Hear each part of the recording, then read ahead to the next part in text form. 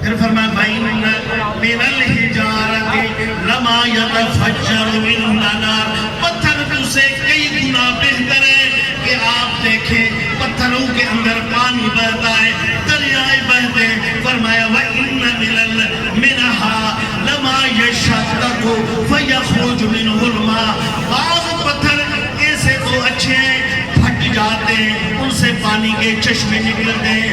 وَإِنَّ مِنْهَا لَمَا يَهْبِطُ مِنْ خَشْيَةِ اللَّهِ وَمَا اللَّهُ بِغَافِلٍ عَمَّا تَعْمَلُونَ، کچھ پتھر ایسے بھی ہیں جن کے اندر نبی کی محبت ہے، اللہ کی محبت ہے، محبت و عشق میں انہیں پتہ ہی نہیں چلتا، اوپر سے زمین کے طرف گرتے ہیں۔ ان پتھروں میں سے احد پہاڑ ہے، میرے نبی نے فرمایا احد جبل یحبنا ویحبو، یہ وہ پہاڑ ہے جس سے میں رسول اللہ بھی محبت رکھتا ہوں، یہ بھی مجھ سے محبت رکھتے ہیں۔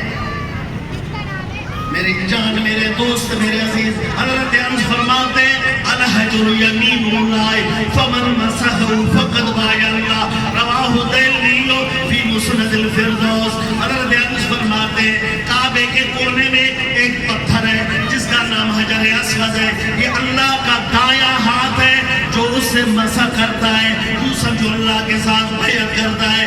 میری جان، ایسے بھی پتھر دنیا میں موجود ہے جن پر ہاتھ لگانے سے جس کا ہاتھ اس پر لگ جاتا ہے، حقیقت میں وہ اللہ سے بیعت کرتے ہیں۔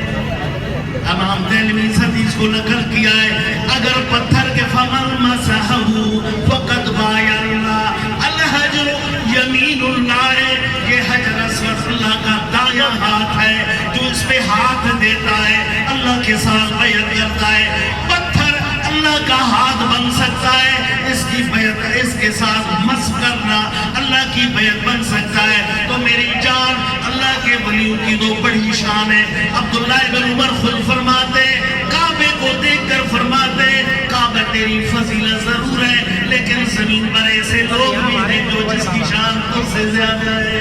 اللہ کے ولیوں کے ہاتھ پر ہاتھ دینا، حجر اسود کو مس کرنا اللہ کی بیعت ہے۔ تو بدتری کے اولا اس بات کو سمجھنا چاہیے کہ اللہ کے ولیوں کی ہاتھ پر بیعت کرنا بھی اللہ کی بیعت ہے۔